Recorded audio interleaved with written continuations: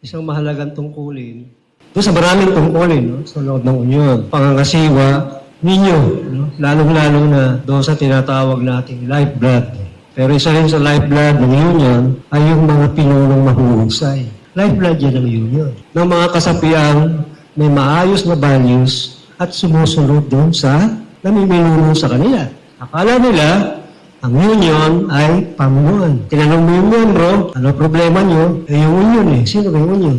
Mga opisyalis. Mali. Ang union ay binubuo ng pamunuan at ng mga miyembro. Nagkataon yung pamunuan, miyembro din yun. Babayad nila union dues yun. O hindi pala bayad. Hindi nyo napansin. Pag sinabing bayad sa union dues, yun, contribution ang tawag. Sapagkat ang bayad ay mayroong binibili. Pag bumili ka, ang tawag, bayad. Pag sumakay ka sa sasakyan, jeep o bus, bayad. Pagkahupa ka ng tao, may gagawin sa bahay nyo, magre-repair, bayad. Pagdating sa manggagawa, ano tawag?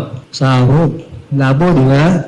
Kapag ka nagkaroon ng usapin sa pondo, sigurado, mawawasak ang pagtitiwala ng mga miyembro ito doon sa samahan.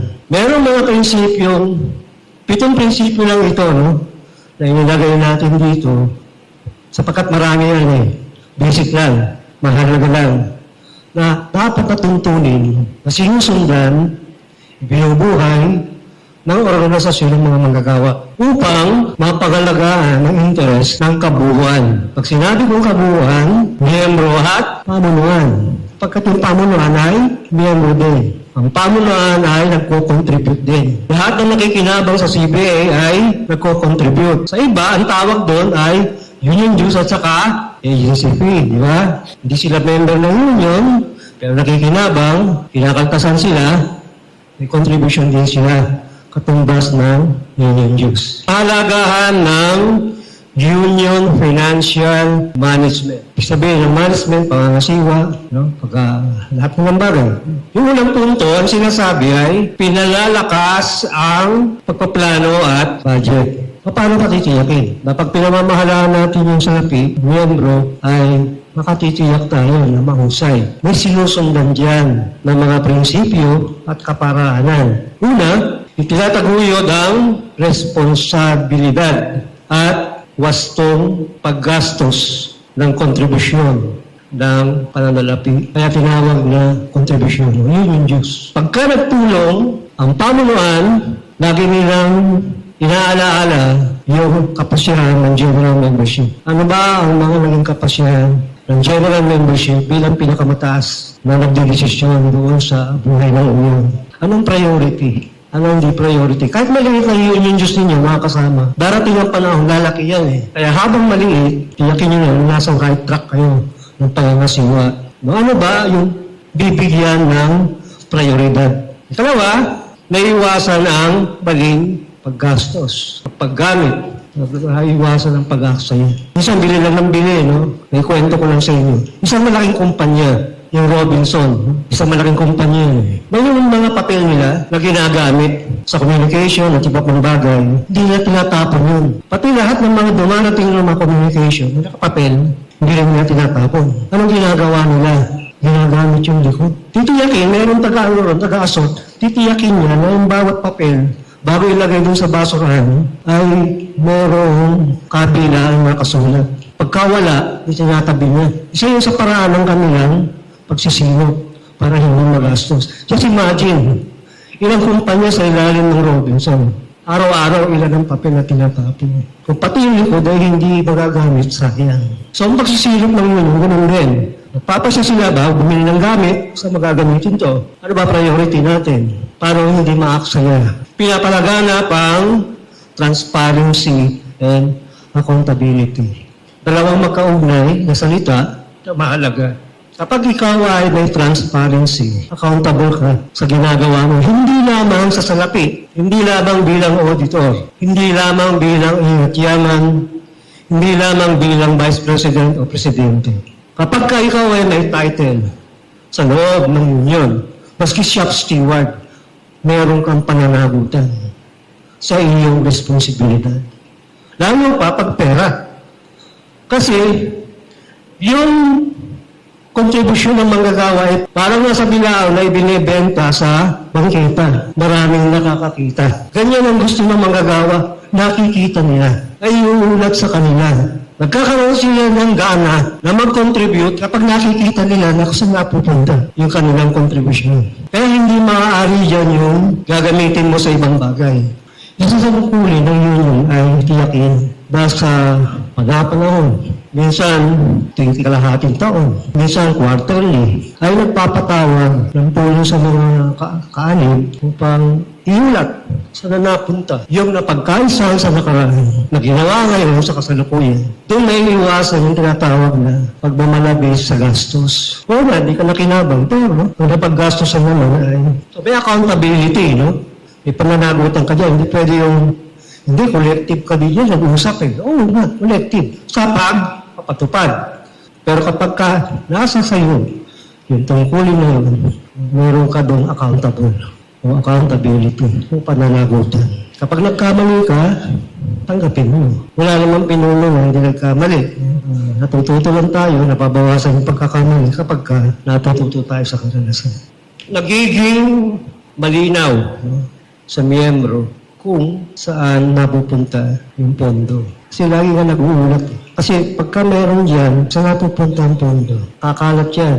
Nagiging parang sakit hanggang sa pinagsisimulan na ng kawalan ng tiwala. Pangalawa, pinatitibay ang tiwala ng mga kasapi sa pamunuan sa pamamagitan ng bukas na pag-uulat. Isa sa nakalagay sa batas paggawa pala, no? Yung article ng Labor Code, no? Article 247, I think. Isinasaad doon na mayroong karapatan ang mga miyembro ng union, ng mga samahan ng mga manggagawa, na malaman anong katatayuan ng pondo ng union. Malaya siya na pumunta sa opisina ng union, halongkatin, iusap, ano na ba nangyari dyan? Kaya kailangan na handa kayo doon.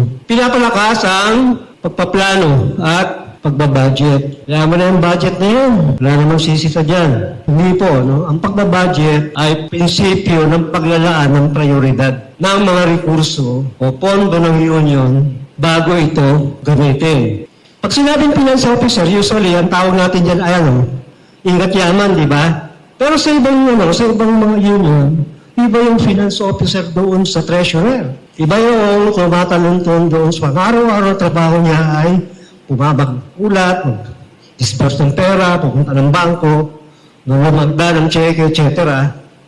Doon sa ingat yaman. Hindi trabaho ng ingat yaman yun. So pagkatala, mahalaga, no? Ano pa? Sinasabi, tinutulungan ang union na prioridad. At iyayon na ang pondo sa mga layunin. So ano layunin? Takda nyo muna. Meron tayong 200 miyembro. Kalahati rito ay hindi pa nakakatapos ng basic trade union. Priority ba yan? Marami sa ating pinuno, nabing isang pinuno, ay hindi pa gaano matututo sa pamumuno. Delikado yun. So ano yung priority? Sa dalawa. Sino yung priority sa dalawa? Kulang yung pamunuan, kulang yung miyembro. Ano priority? Siyempre yung pamunuan. Tinitiyak na ang pondo ay magagamit ng mabilis para sa mga aktibidad ng union. Pinapadali ang maayos na pagpapala at pag-uulat. Kasi alam niyo ba, skills can be developed through a repetition of the same act. Kapag laging ginagawa ng union, pamunuan, yung bagay na mahalaga, gaya nito, ginagawa niya yung pag-uulat, may maayos ang bookkeeping, maayos ang kanyang talaan, araw-araw yung ginagawa, nagiging sanay siya. Doon nagkakaroon ng katibayan na skills can be developed through a repetition of the same act. Ginagawang mas madali at maaasahan ang auditing at financial report. Pinaunlad ang desisyon sa pamumuno. Isang prinsipyo yan na kapag kayo ay pare-pareho na ng pagkakaintindi sa pananalapi,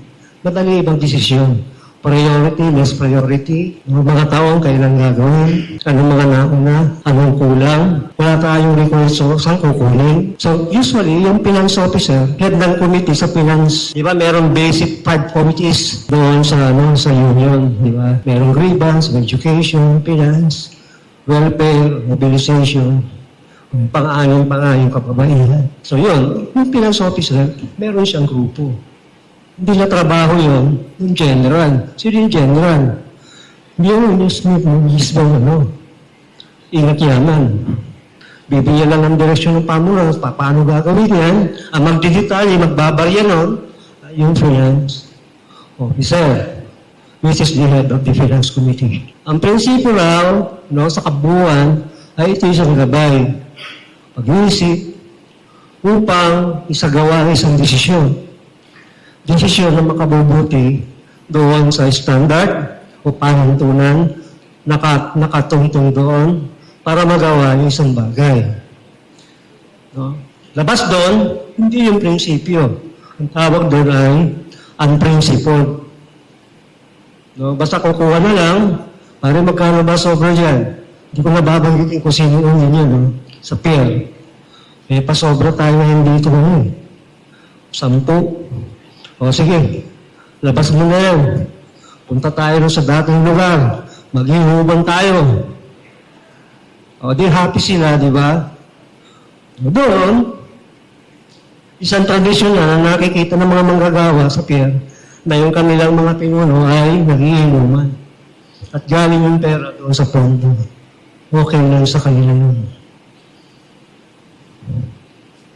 Pero sa atin, hindi natin yung ginagawa. Iwasan po natin yun. Kasi pag nakita kayo ng miyembro, pinuno ka. Lalo na kung pangulo ka pa. Hindi ka layuan doon sa pinapasukan mo, na nakikita kang umiinom, ano yung isipin na? Pera ng pondo ng umiinom. Ito, basahin na lang natin yung pinakahuli. Ang sinasabi, sa financial principles, na mamuhay tayo ng mas mababa dun sa ating pangangailangan. Para meron tayong nagtitipid. Yun yung pangalawa, save and invest. Kasi hindi kikita ang pera ng union kung hindi mo i-invest. Meron tayo ito, sayang wala lang yung Chinese fund na ginawa yun. Meron silang pera, 8 million na. Nagsimula sila noong 2009. Pero ang kanilang asset, asset lang cash and materials ay maaabot na ng 1 million. In fact, meron na nga silang nabiling L300. Magkano yung L3? 800,000 yata pa higit. Dahil doon. Alright? So, hindi lalaki ako hindi mo invest. Third, compounding interest. Ang iba, pinayuutang, nagtatayo sila ng kooperatiba, labas na sa pamunan ng union, at yung interest na mababa, nagko-compounded pa, kumikita yung pinatatakbo nilang kooperatiba. At magagamit sa emergency fund yung isang bahagi nun. Ang iba naman, nagtatayo na ng emergency fund para hindi magalaw yung operation ng union na ginagamit dun sa union dues. Meron pa silang hiwalay na emergency fund na pinanukala sa general membership o assembly at ang mga magagawa ay nagko-contribute pa doon hiwalay doon sa union dues. Meron din silang welfare fund. Bukod pa rin sa union dues. At nagtatagumpay sila dahil nakikita mayroong resulta. Iba naman pinangutang, at iba pa. Alam niyo ba, doon sa Europe, ang mga union doon ay mayayaman. Kasi ang union nila by industry. At sa bawat industriya na mayroong mga union, conglomerate ng mga unions, nini-invest nila yung halimbawa sabihin, Singapore, merong union dyan, pinatatakbo nila yung Grab. Yung Grab mismo sila may-hari, yung union. At meron din sa Europe na meron silang mga maliliit na parang mga 7-Eleven, pag-aari ng union. At ang mga tumatangkilik ay mga union member. How about sa atin, kung sakali man, meron tayong matayo.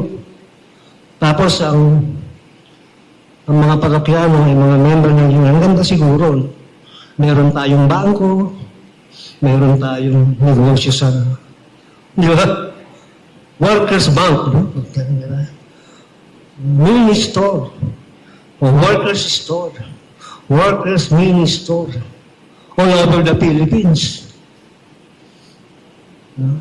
Yun ay binhi ng sosyalismo na pinapangarap natin later on na patatakbuhin na uri ng gagawa. With that, tapos na ako. Sana may natutunan kayo. Maraming salamat po.